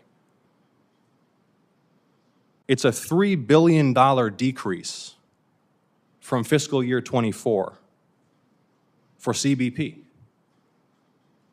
You agree, I presume, that the situation of the southern border is a serious threat to U.S. national security? I do, Senator. We and that CBP personnel are essential to tackling this crisis, Mr. Secretary. Most certainly. And the President recently commented publicly that there were not sufficient Customs and Border Patrol officers and agents at the border, correct? We need more resources, and one of those resources is additional personnel, Senator. So why are you requesting a $3 billion decrease in the CBP budget for FY25? Senator, the construct that we have proposed is a baseline budget plus a $4.7 billion contingency fund, and I am not certain that you are accounting for that $4.7 billion contingency fund in the gross amount that we are requesting for fiscal year 2025. That contingency fund is really the model is that additional funds would be released to us based on the number of encounters that we experience at the southern border. And so that $4.7 billion must be included when looking at our fiscal year 2025 request. Are those funds explicitly allocated and reserved for hiring and deploying CBP officers? They include our ability to hire but it's additional funds personnel. that could be used for other purposes. I cannot, this is an insufficient request of the U.S. Congress, given the severity of what we're facing at the southern border. I would be very, very pleased to work with this committee and the Congress on increasing the resources above and beyond that which has been requested. So given the Senator, urgency of the need, why did you not request more funding for Customs and Border Patrol? Senator, we work within the context of the Fiscal Responsibility Act. We continue to believe that the extraordinary resources that would have been delivered under the Senate's bipartisan legislation would have been transformative, not only in the provision of resources, but in the delivery of authorities that we currently do not have. And I agree with you, but President Trump killed the bill for political reasons, and it's gone. You don't have a good faith partner in the minority here. Only you, through the funds that you request and use from the Congress in the appropriations process, and by using those authorities that there's discussion of you exercising, only you have the power to address this crisis, and I urge you to act with utter urgency to do so. Thank you, Mr. Chairman. Thank you, Senator Ossoff. We will now take a break, and then when we come back, Senators Blumenthal and Sinema will still be allowed their first round questions, and then it's my intent to then go into second round for those members who come back for a second round. But we now stand at recess for 10 minutes.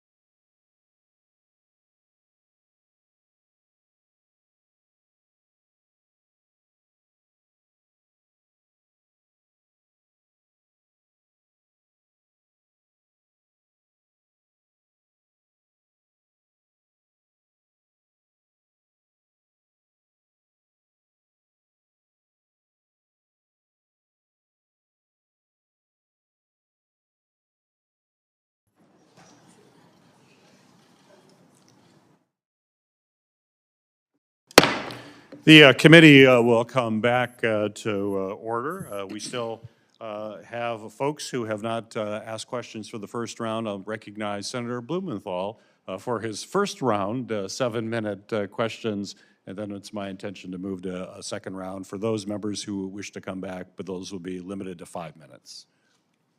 Senator Blumenthal, you're recognized for your questions. Thank you. Thanks, Mr. Chairman.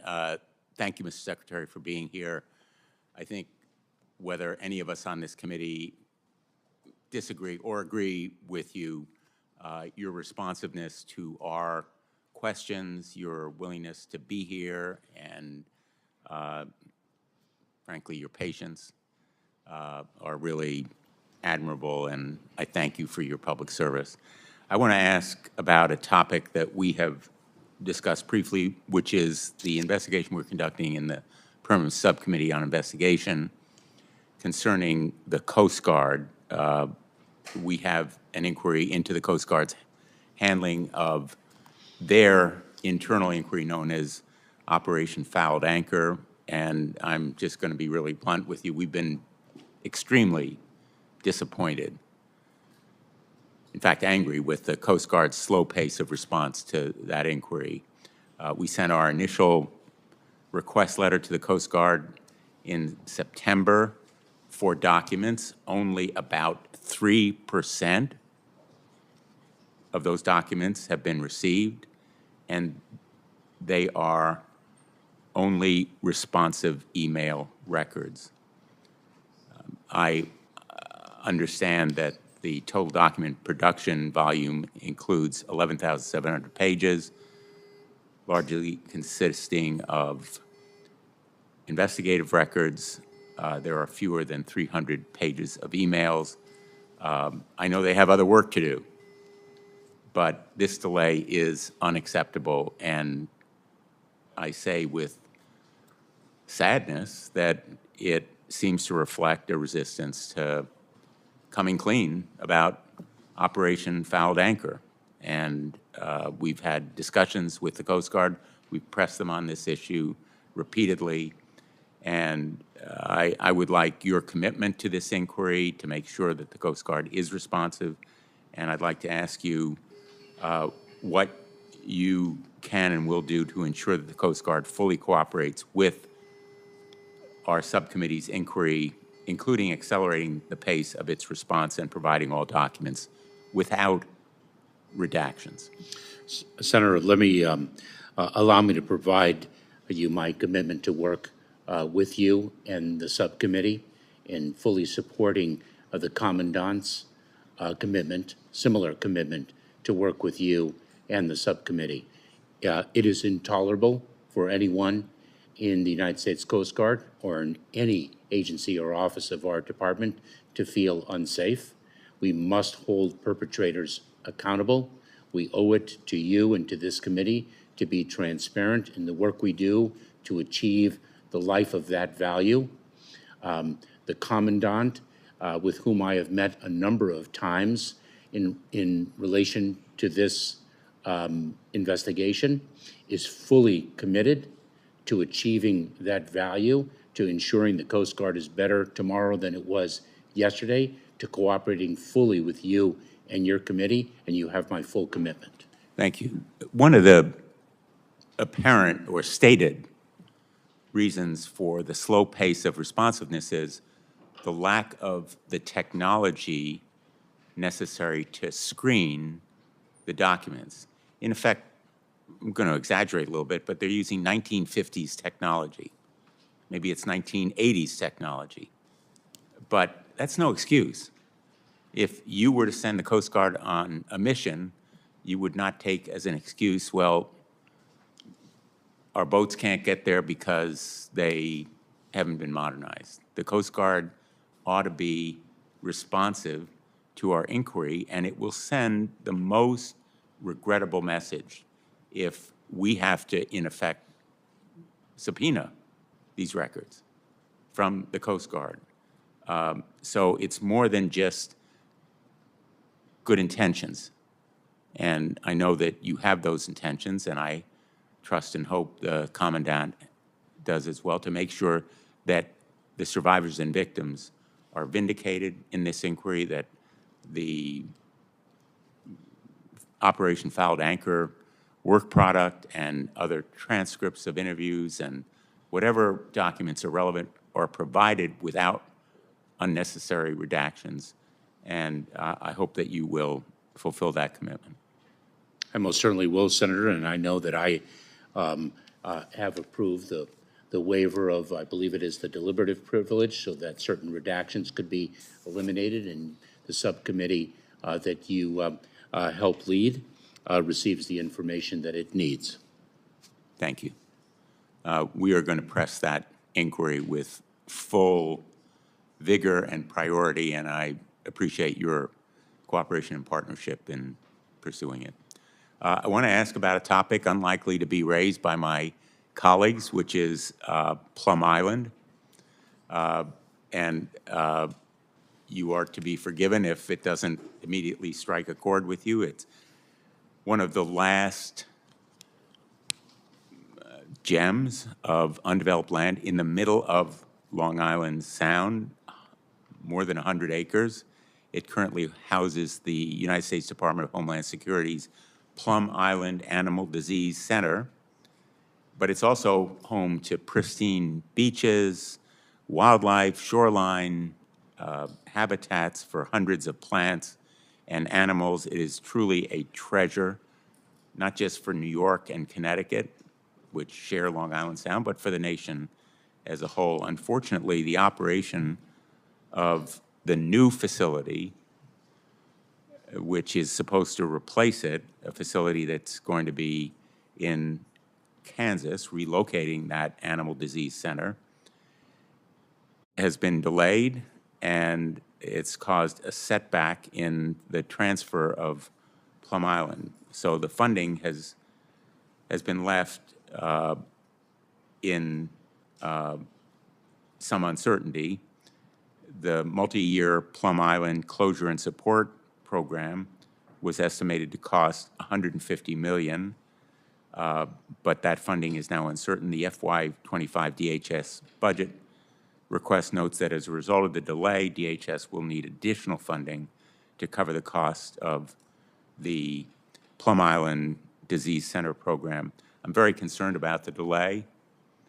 I hope that you can commit to working with me and my colleagues from Connecticut and New York to finding a long-term conservation outcome for Plum Island that will avoid commercial development and a degradation of this pristine and treasured natural resource.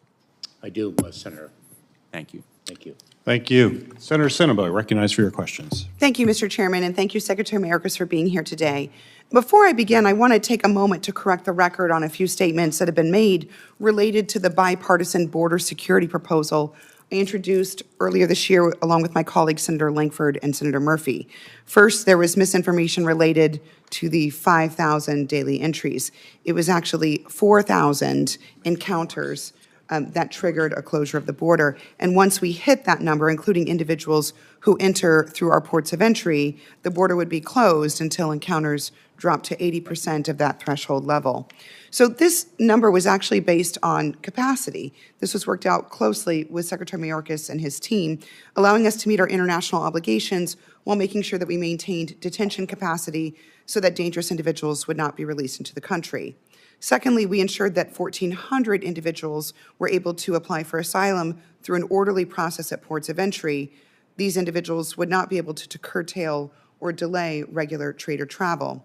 And for those who were granted access through our ports, they would no longer have been paroled into the United States for 2 years without a work permit. Instead, they would have been placed into a rigorous and rapid process with an initial screening within 90 days, determination of an entire claim of asylum within 6 months, and these individuals would not have received a work authorization until such time the legitimacy of their asylum claim had been determined. That, of course, are the facts of the legislation, which is contrary to some of the misinformation we heard here today. So, Mr. Chairman, fiscal year 2023 again set a new record for nationwide encounters. This year has brought no relief. with the Tucson sector in my state alone encountering over 340,000 individuals. This is the busiest sector along our southern border by over 140,000 encounters. As you know, Arizona's Lukeville Port of Entry was closed for an entire month, so port officers could help Border Patrol agents in Ajo manage the surge of migrants crossing the desert. That, as you heard from me, devastated the small businesses in that community that depend on international travel. So right now, a normal day in Arizona means migrants are released directly into border communities. They do not have the transportation or NGO infrastructure to manage these releases. There's a coordinated effort between cities, counties, and NGOs to move migrants to Tucson and Phoenix, where they're securing transportation out of the state.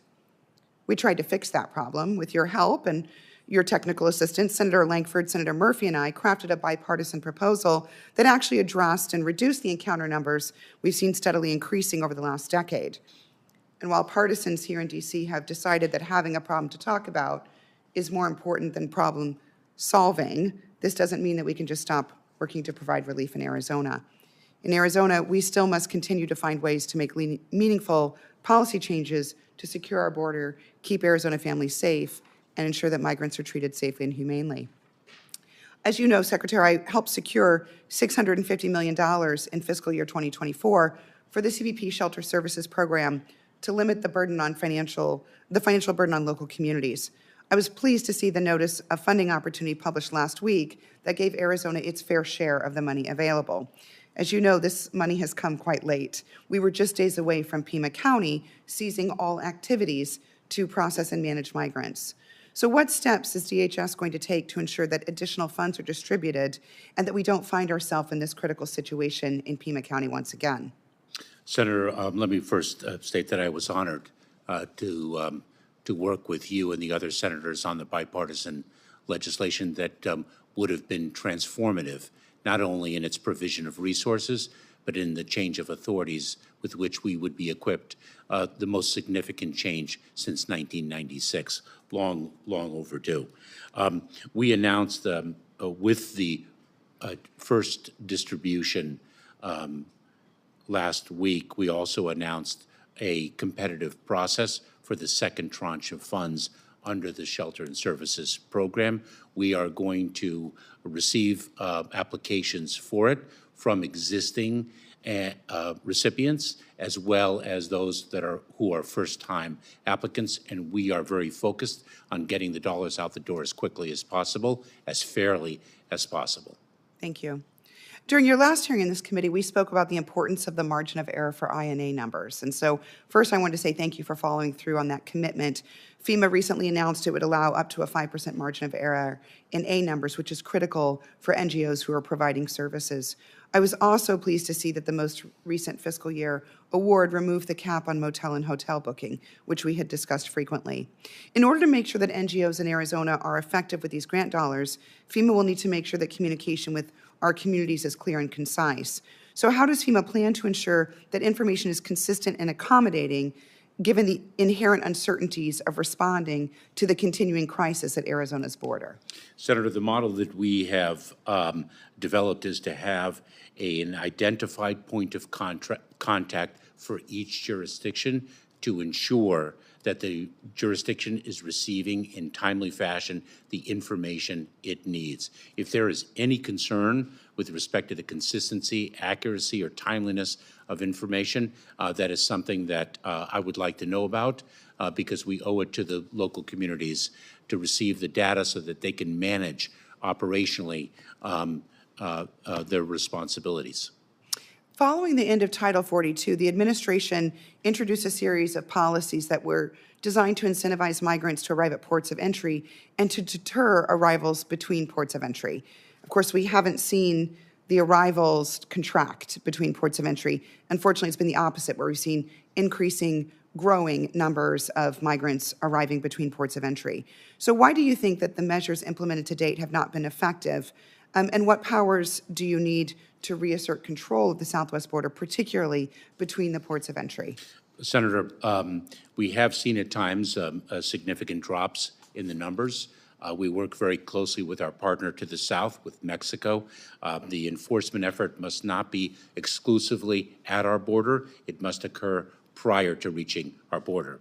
The best solution that I have seen in my many years in the Department of Homeland Security is the bipartisan legislation that you negotiated with Senators Murphy and Langford. That is a solution that we continue to believe Congress needs to pass. It is transformative in the many, many different ways that we have touched upon just briefly this morning. Thank you. Thank you, Mr. Chair. Thank you. And Senator Sinema, thank you for the tremendous work that you did on the bipartisan package. You are a true problem solver about rolling up your sleeves. And as I said at the beginning of the hearing, unfortunately, folks who are more willing to throw rocks were unwilling to actually find concrete solutions. So seeing no other member here wishing to be recognized for questions, Secretary Mayorkas, thank you for appearing before this committee. And also want to take the opportunity to thank the dedicated men and women at the Department of Homeland Security for the work they do every day. The record for this hearing will remain open for 15 days until May 3rd at 5 o'clock for the submission of statements and questions for the record. This hearing is adjourned.